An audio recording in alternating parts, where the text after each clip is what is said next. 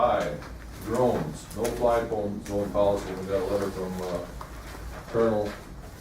Colonel Hensel there, and it's a national issue. It's not a local issue anyway, so why worry about it?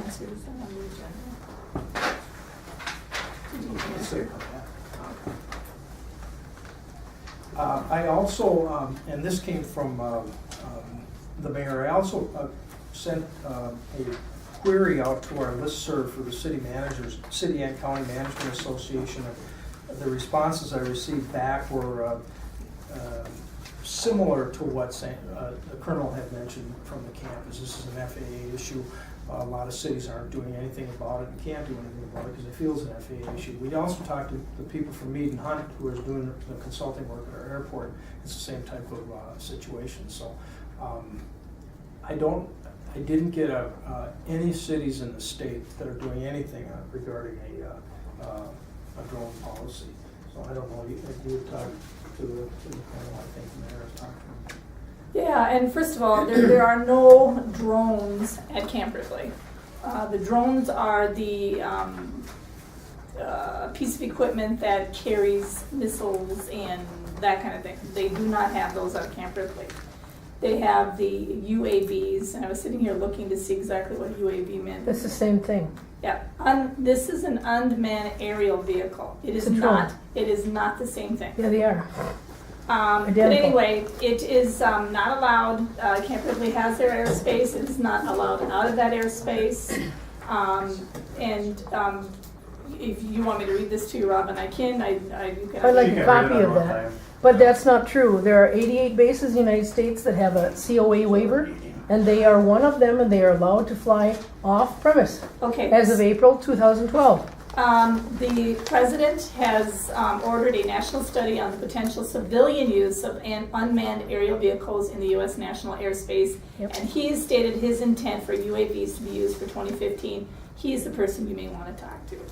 And basically, the bottom line, the military uses AVAs to save the lives of our aviators and protect soldiers on the ground in a combat environment. Many state and federal agencies are looking at the UAVs as having valuable roles in our national defense, state emergency management, law enforcement, and life-saving activities in time of disaster. They use them for We can't illegal do nothing about assassination. it anyway. It's a national issue, so let's go on. Can I just make one comment? No. Let's The UAVs. Excuse me. Let's go. I don't believe you can tell a citizen she's not allowed to make a comment. We have a meeting going on here. We have to do this. This is our job. This is why this meeting You is don't have called. 60 seconds? We have, no, it's not on here. If there's time at the end, we can discuss things. We still have other things that I was planning on trying to get on this, maybe not tonight, but we need to keep going. We did what was asked. This is what we got back. Did you get any response outside of the state? No, Because you said in the state. just in the state. Minnesota ASAP resolution. We did that once. We voted it down. I don't know why we have to bring it back up. We can bring it back up. It's on the agenda, so we can do what we want to do with that. Can I just Sure. a couple things on that, Mr. Chairman? I did again do a query through the Minnesota City and County Managers Association, and although this gets out to 100 or 200 different cities and counties across the state, I only heard back from a few that actually reviewed the resolution but took no action on it, and that was Munnsville, Eagan, and Lakeville. I did go on the website, and it does say that Minneapolis, St. Paul, and Duluth have adopted the resolution. Interestingly, I did get some additional information from the city of Eagan with regards to such proclamations or resolutions, and it might lend itself to this discussion, certainly maybe the drone discussion as well, and perhaps some other area on your agenda. But let me read it just quickly for you, and if you want to take some action or think about it a little further. It's a policy from the city of Eagan. It says, it is a policy of the city of Eagan that the city council will only consider proclamations or resolutions that pertain specifically to city of Eagan local government service delivery.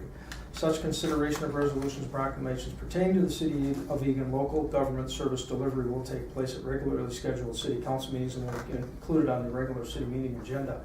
So I'm hearing from at least a majority of you that the drone discussion doesn't belong here, or the ASAP discussion, you feel uncomfortable with that. And I just thought it was interesting that the city of Eagan had the policy that they really aren't gonna consider items, and I talked to several of you about, some of these discussions that they're not gonna consider items unless they pertain specifically to local service delivery for that city. And it might be something that you want to consider here or not. I don't care. But I just did It get could the- affect the Little information. Falls much more so than those communities, being that we're so close to Camp understand Ripon. that. So it does actually affect our area and our constituents.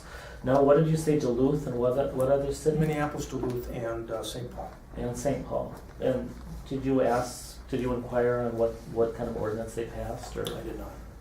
can you do that? There's just a A resolution. resolution? All they did was adopt the A resolution. resolution. They agreed that military spending should be cut in order to further benefit local government aid I'd and like to know if we city want a block city grants. administrator wasting any more time on this too. Yeah, absolutely. So, I commend Egan for having an excellent policy. Yep. And I know, we might wanna just look at that policy and adopting it here. Well, I would like to see this policy laid out. I talked to the League of Minnesota Cities and discussed even having like on hours where public comes in and they have their 5 minutes and that, as long as it pertains to the operation of the city, I have no problem with it, or what's on the agenda that night. Otherwise, it's just, we can have all sorts of things going on. It is a courtesy even having that on our agenda. A lot of communities do not even open that up to the public because we're supposed to be here at these meetings doing city business, getting this all taken care of. So to me, I'd like to look at this policy being put in place to make sure that even when people address the council, instead of calling the mayor names or saying she's doing this and that maybe it should be city running business and things pertaining to the agenda that night. Yeah, and the thing is getting into the drones and these other things, because it's on a federal level, you walk away, that's a huge, huge area to start doing research and trying to find out if these things are true, and then, even to find out what the budget is, really, it says on that proclamation what their budget is and that. How do we know that's true? So we're gonna have to dig in, try to find out all this stuff. It takes a huge amount of time, and we have so many city issues that we need to be dealing with, and I need to be wasting my time, not wasting my time, but actually doing these things and not wasting my time on things that come from a federal level that I personally, I just don't have time to do it, so. And you can't do anything. You're voted in to deal with this city and things pertaining to this city. We're never voted in to do national issues.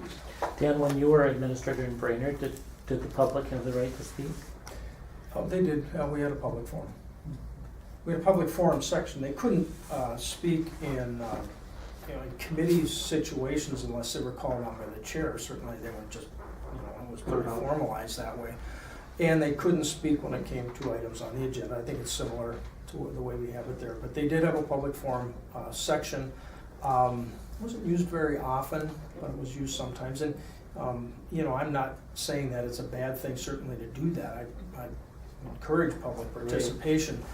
Transparency. Absolutely, and you want to make sure that you give people the opportunity to address their elected officials, in those situations. But it's up to you to determine where and when and how. You don't have to have it.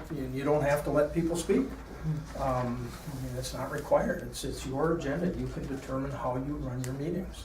And I I'm find not that kind of saying- hard to believe that the public can't speak. You don't have to allow it. Really? I wonder how the public would perceive Oh, they'd that. hate it. Can They would hate it. Absolutely. You are absolutely right. They would hate They it. would hate it. Can the public walk into the legislature and speak?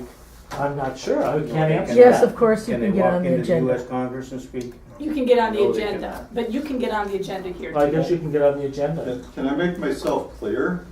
I Sure. would like to see the public come in and speak, as long as it addresses things pertaining to city operation and things pertaining to the agenda that night. Now, they have a right to come in this meeting and they can say that we want something placed on that agenda, which might not be on there, and we could vote on it previous to that meeting if we want to discuss that. There's no problem with that. And it's good they do come in and talk about things we have discussed that night and stuff, but to sit there and use it to banter and bash somebody, I mean, so many people could do that. We could be sitting there all night, and as council, we just have to sit there and take it if it's a lie or not. That's You right. know? We're elected officials, we have to. And, That's not true. Yes, it is true. if It is it's true. if This it is a lie, public- Or it's a meeting open to the public, but it is not a public forum. We have an elected group that has been elected by the people in this Yes. community to do the business relative to parks, streets, water, sewer, and items that pertain specifically and only to the city. We have been elected to do that. Yes. And should we decide as a group that we are going to do that, we have the legal authority to do so. We are not bound by any law that says that we have to then poll every person in the community to determine if what we do is correct. That is taken care of at the next election. Well, and we're all open to people calling us. These things can be brought to us before meetings and after meetings, you know, and I mean, that's what we're there for. So Teresa, if she has an issue, she can call me, you know, Robin, the same thing. So that's what Should we we do. move on? Absolutely. Item K, alley snow plowing. Jerry,